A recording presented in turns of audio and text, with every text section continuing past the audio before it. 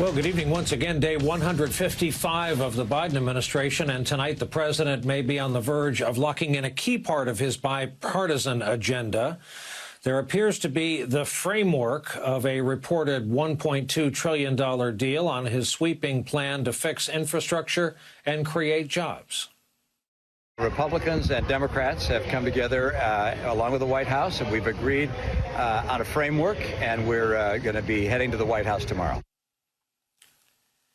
The White House has indeed confirmed tomorrow's meeting, taking place just before senators leave town for their two-week recess. There's more on this glimmer of bipartisan progress just ahead. Biden administration also putting its weight behind fighting a troubling surge in violent crimes across our country. According to data from the Council on Criminal Justice, homicides up 24%, gun assaults 22%. Over the same period last year. Late today, the president and attorney general outlined a new anti-crime strategy focused on getting more money to police departments and to violence intervention programs while cracking down on so-called rogue gun dealers.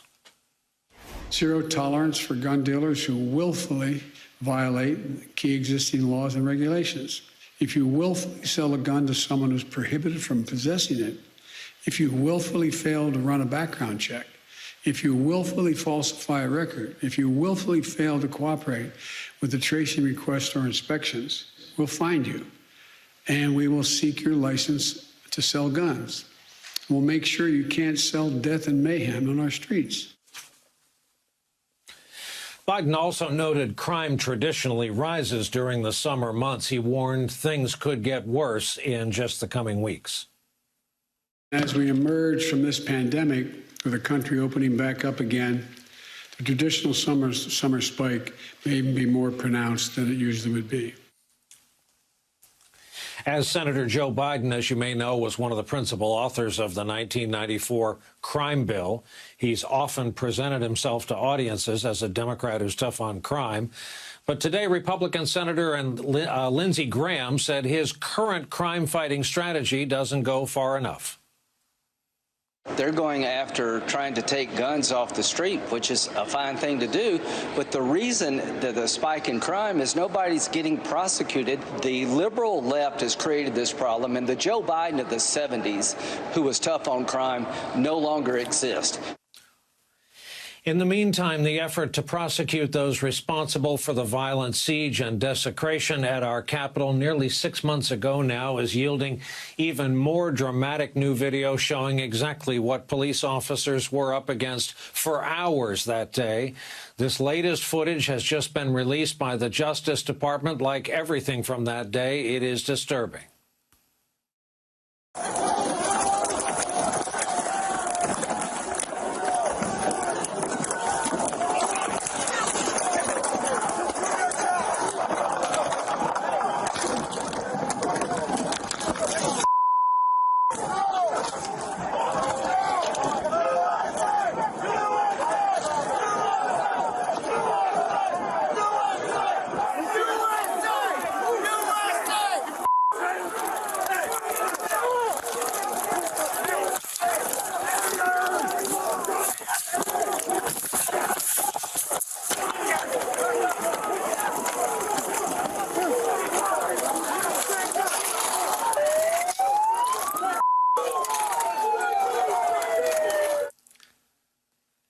The government today also released never-before-seen footage showing officers in the basement of the Capitol complex that day gearing up and preparing to take on the rioters. We need everyone! They're not getting in this building! Let's go!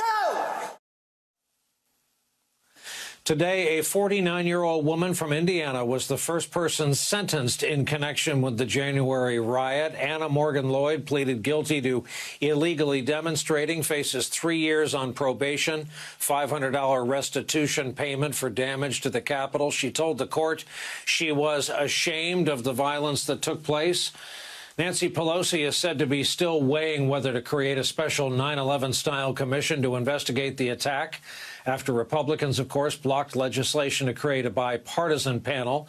White House also confirmed today the vice president will travel to El Paso on Friday with the Secretary of Homeland Security. Kamala Harris, a former senator from California, of course, is making her first trip to the border as VP after relentless criticism from Republicans who argue she should have gone there much sooner. The former president, who you probably remember wanted to build that wall, has weighed in with a statement that reads in part, quote, Harris and Biden were given the strongest border in American history and now it is by far the worst in American history.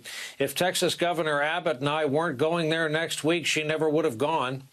We'll have more on the border issue coming up. There was also a surprise Supreme Court development today, a decision some are hailing as a key victory for free speech. The court ruled in favor of a former high school cheerleader who posted a profanity-laced reaction on Snapchat after she failed to make the varsity cheerleading squad.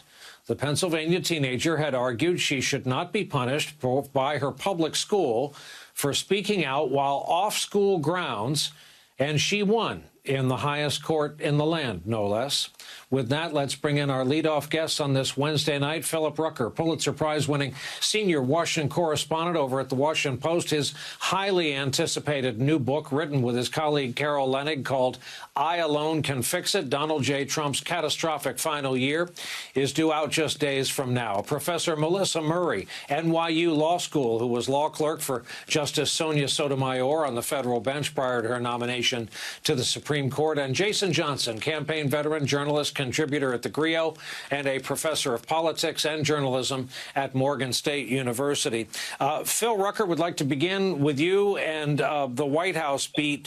Why did the White House choose today, to the best of your knowledge, to launch this anti-crime initiative? Well, Brian, it was an important day for President Biden to launch this initiative, in part because there are indications that crime this summer could be going up in cities across the country. Biden warned of that, of course, in his remarks from the White House today.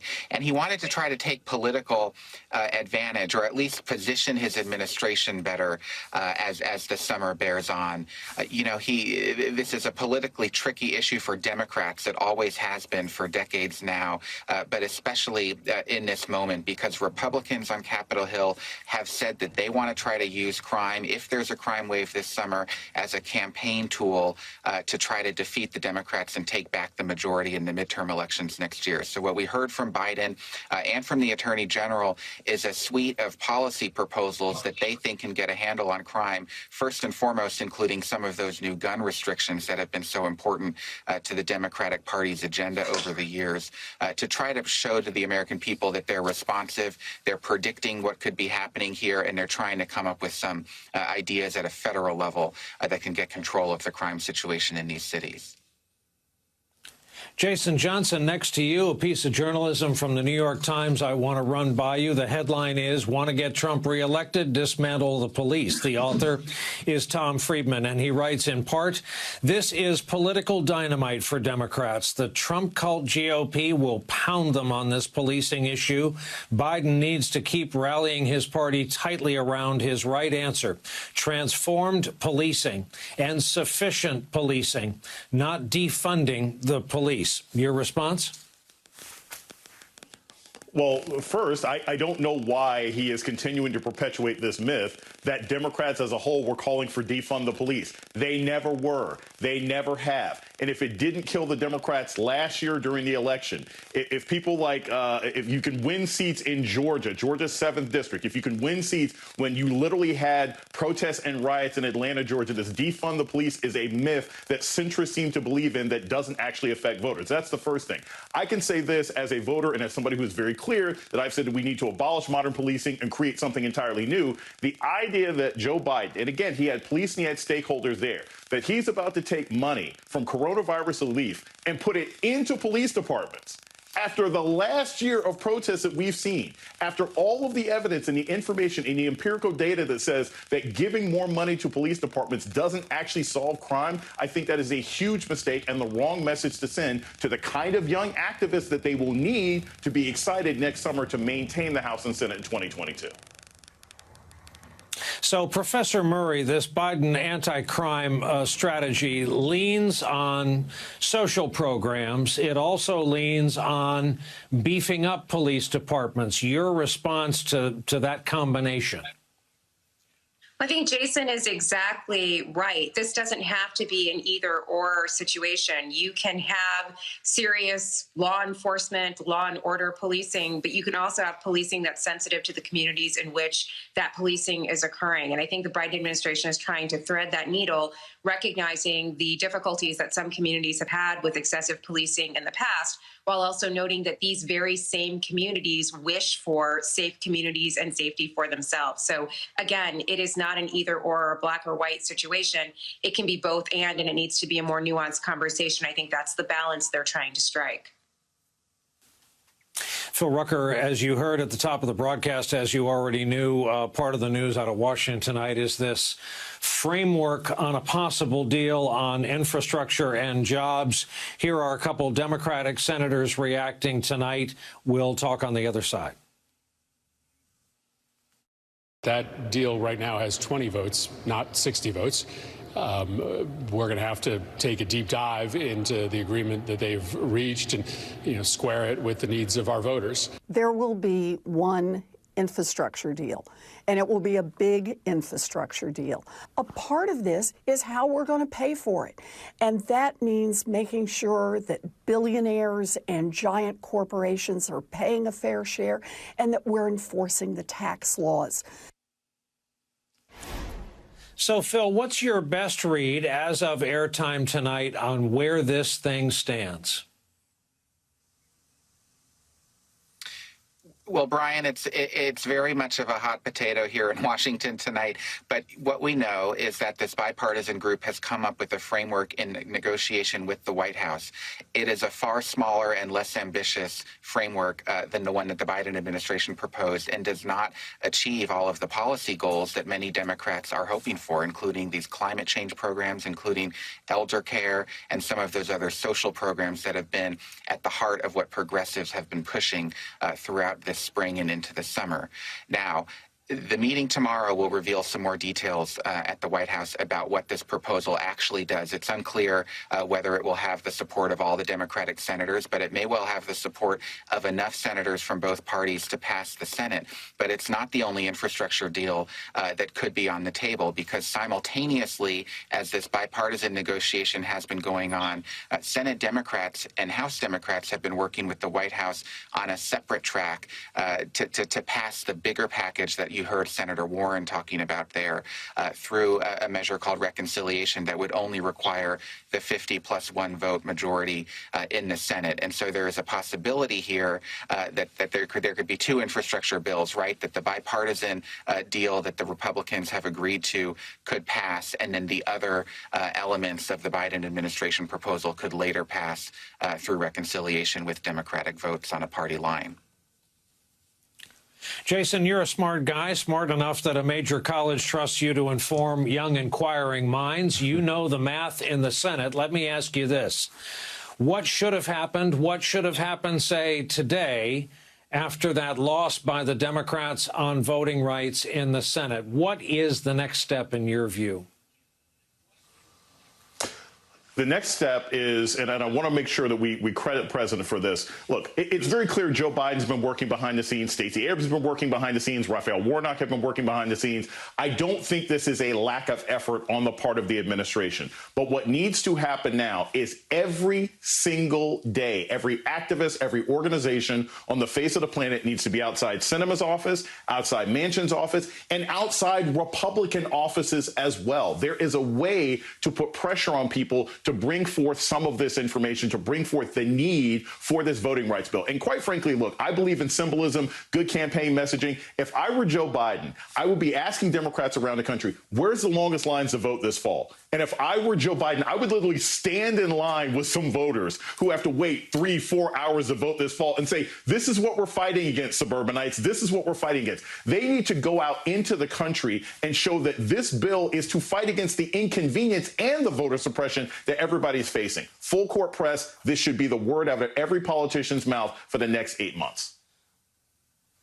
Professor Murray, finally to you. I'm going to play for you Donald Trump commenting on two of his justices to the Supreme Court, specifically Kavanaugh and Barrett, who, in his view, went the wrong way on Obamacare.